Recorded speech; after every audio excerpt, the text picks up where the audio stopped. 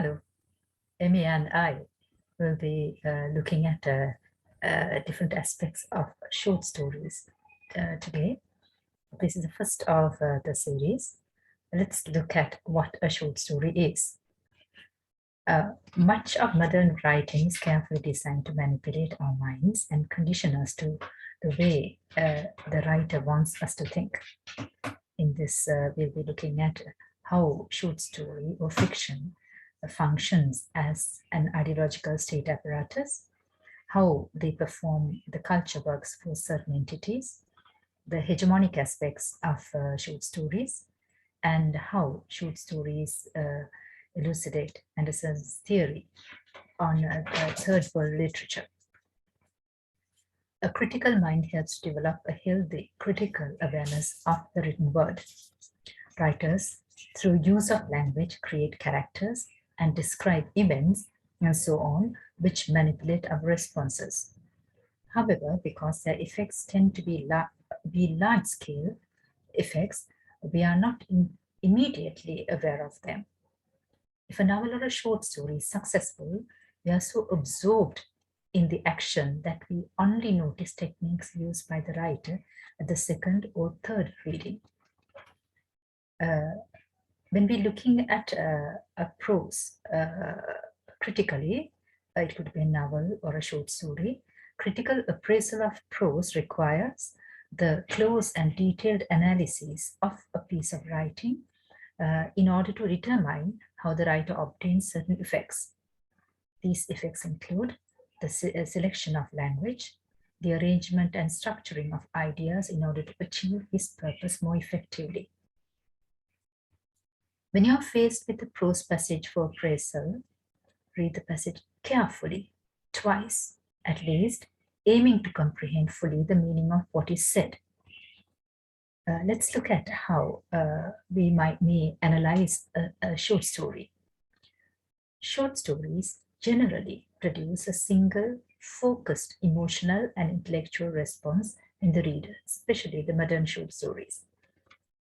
They often reveals characters through significant moments or epiphanies rather than through the accretion or piling up of many incidents or detailed descriptions. In contrast, novels usually depict conflicts among many characters developed through a variety of episodes, stimulating a complex of responses in the reader.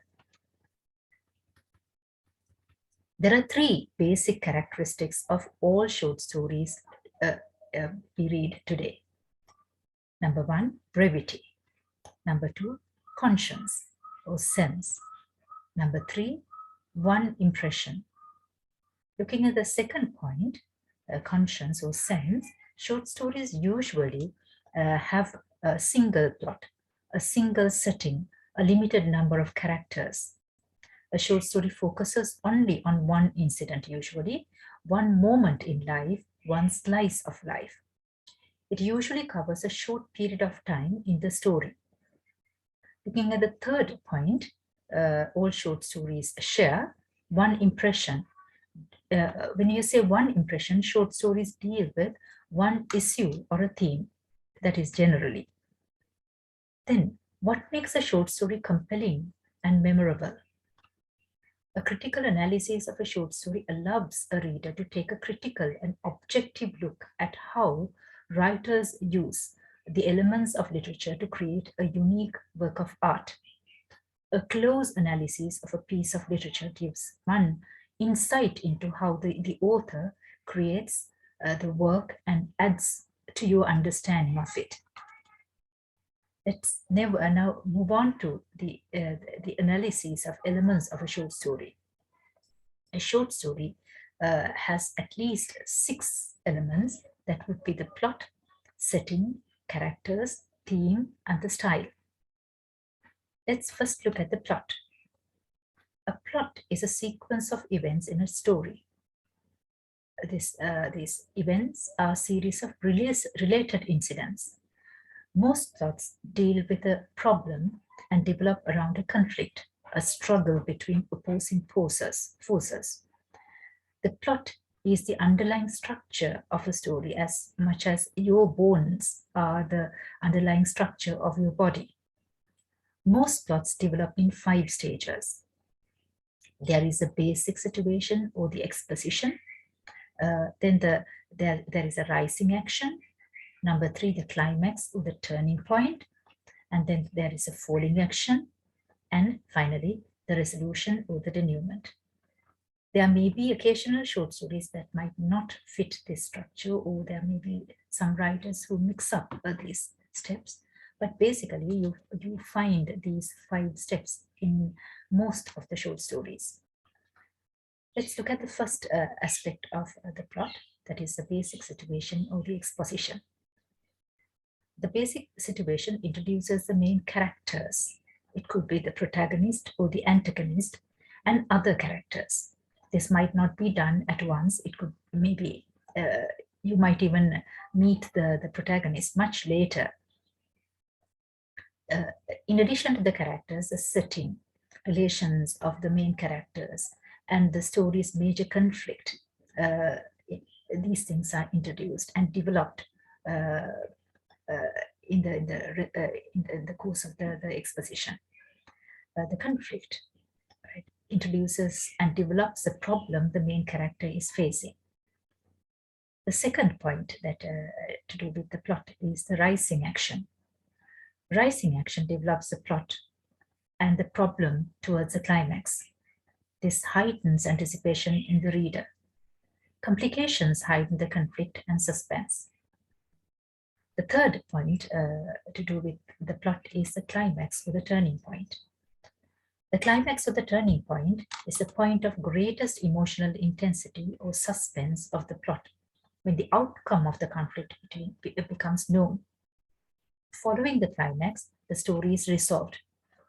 In contrast, when something trivial or comical occurs at the point in a narrative, when one expects something important or serious, the accompanying deflation is called an anticlimax. When we look at Araby by James Joyce, which comes in the collection called Dubliners, you remember that the protagonist anticipates for a very long time the miracles or the wonders of this carnival. But by the time he gets there, the carnival is over, and then he gets to see only this darkened interior of the carnival. It is very much like what Prince Siddhartha may have seen when he got up in the middle of the night, where the dancers were in all kinds of postures. The fourth aspect of the plot is the falling action. In falling action, the falling action develops a change in the main character. He arrives at an understanding. Maybe he begins to regret, or maybe he makes a decision. The final aspect of the plot is a resolution or the denouement. In this section, the resolution or the denouement reveals how the main character comes to terms with his problem. All the problems or mysteries of the plot are unraveled, at least most of the time. Some short stories may end without a resolution. Then we might, before I end this section of the analysis of elements, I would like to look at these 3 techniques: flashbacks, frame story, and media stress. Flashback and flash forwards or foreshadowing are some of the techniques used in development of the plot. Then sometimes the writers use a frame story, an introductory narrative within which one or more of the characters proceed to tell individual stories.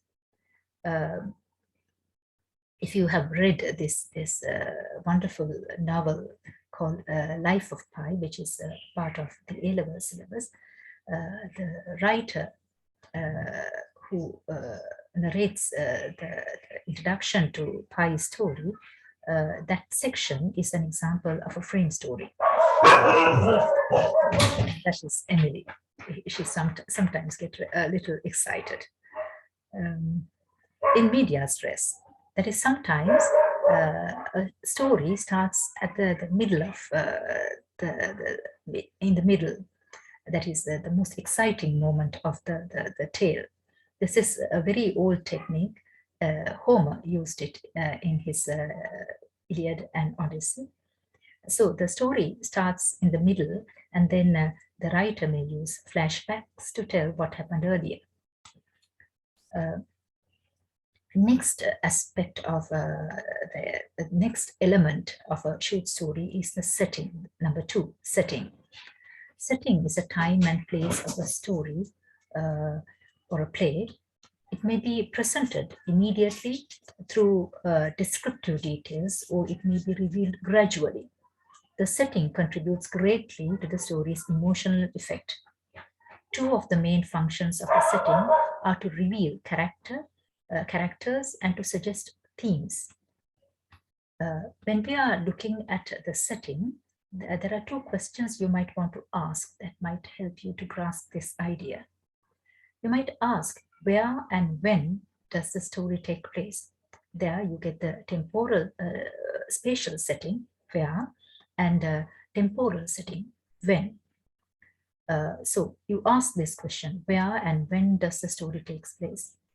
The setting includes not only physical surroundings, but also ideas, values, customs. Then the second question you might want to ask is, does the setting affect the plot, the characters, or the mood or the atmosphere of the story? Then how does it affect these things? Right? The story takes place, can take place long time ago, or in the future, or in another planet, or as in Matrix, the famous film. It can be in some kind of an in-between place, not here, not there. Then the third element of a story is characters. Characters are the actors in a story or a plot. There can be people, animals, or whatever the writer chooses. A character always has human traits, so we can relate to them, we can understand them, even if the character is an animal or an object. A character always has human traits. A character may also be a human with superhuman powers, as in this Fantastic Four Marvel comic characters. But most characters are ordinary human beings, especially in modern literature. The process by which a writer reveals the personality of a character is called characterization. The protagonist is the focus of our attention.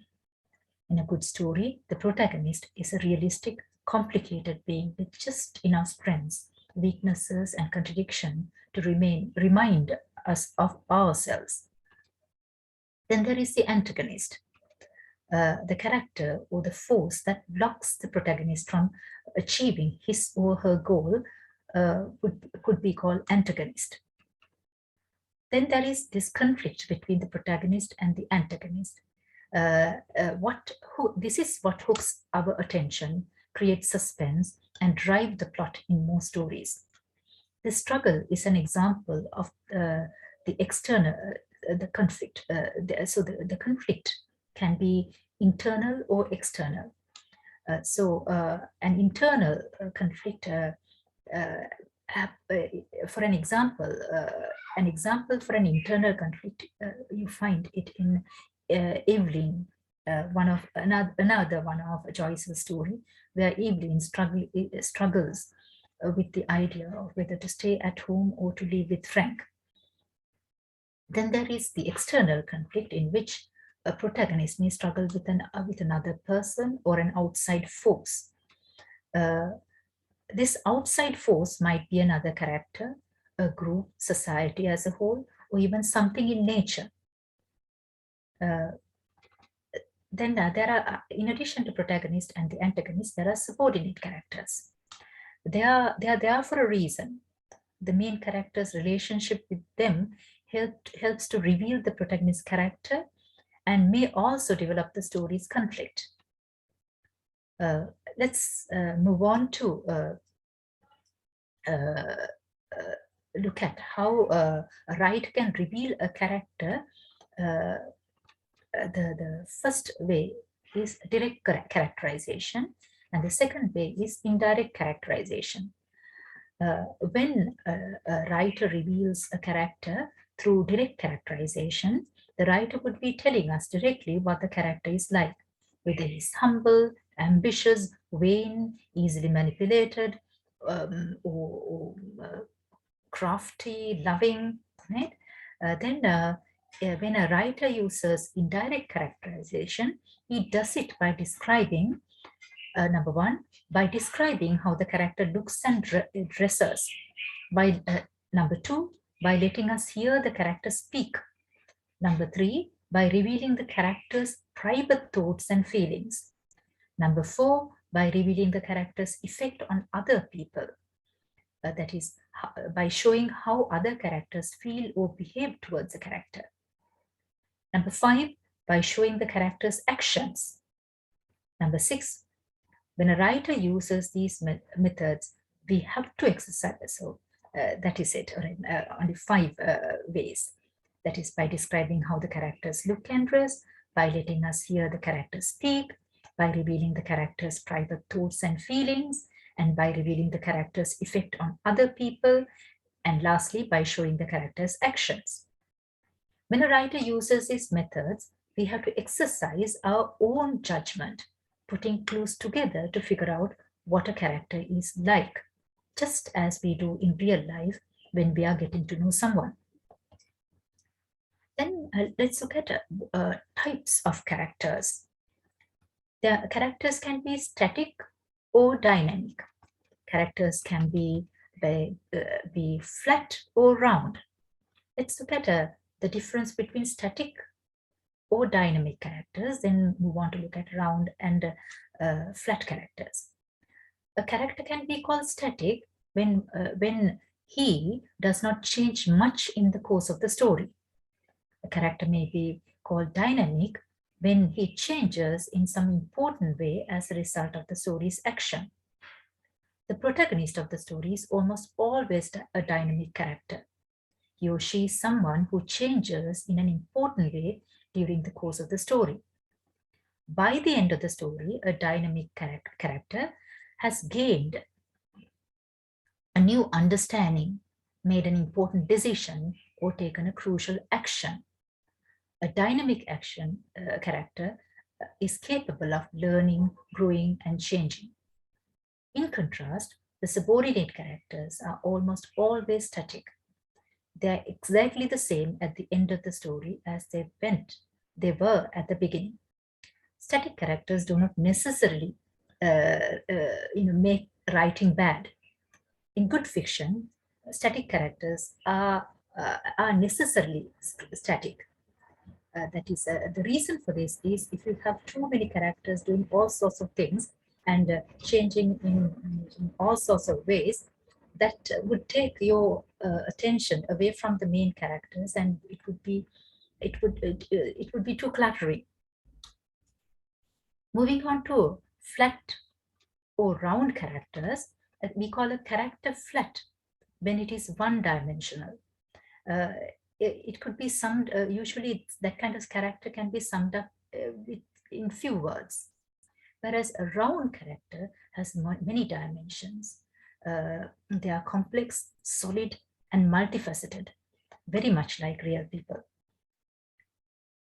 Moving on to the next aspect of characters, let's look at aspects of character drawing. When we look at this, characters can be revealed by the following methods, right? Action, speech, by direct statements of the author on the character, descriptions of characters in a novel by an omniscient narrator, by association of one character with a recurrent image, by associating a character with one particular point of view or action with which he can be easily identified, and lastly, by choice of words and picking out a particular feature or detail which calls a character vividly to mind. Once again, a character can be revealed in the following ways. His actions, he acts in a particular way. His speech, he speaks in a particular way. Number three, by a direct statement of the author on the character, as in Girima Mobsan's stories. Then number 4, sometimes an omniscient narrator might give you a description of the characters. Number 5, it would be by association of one character with a recurrent image. Number 6, by associating a character with one particular point of view or action with which he can be easily identified. Now, lastly, by choice of words and picking out a particular feature or detail which calls a character vividly to mind. Moving on, let's look at the 4th element of a short story, that is the point of view. The vantage point from which a story is narrated is called the point of view. The person telling the story is the narrator. The first person point of view. The narrator, a character in the story, uses I and me to tell the story. The third person point of view, in that the narrator describes the characters and actions from outside the story. There are several types of third person point of view. Let's look at 2 of them. The first, a third person omniscient narrator knows everything that goes on in the story, and then we call it a third person omniscient narrator. Then there is the third person limited narrator who describes the events from the point of view of one character. So a story can be narrated by 2 types of narrators. It could be the first person point of view or the third person point of view. Third person point of view, when we look at that, there could be third person omniscient narrator or the third person limited narrator. With that, we come to the end of this part of the analysis. Let's move on to the next part of the analysis, the themes, in the next video.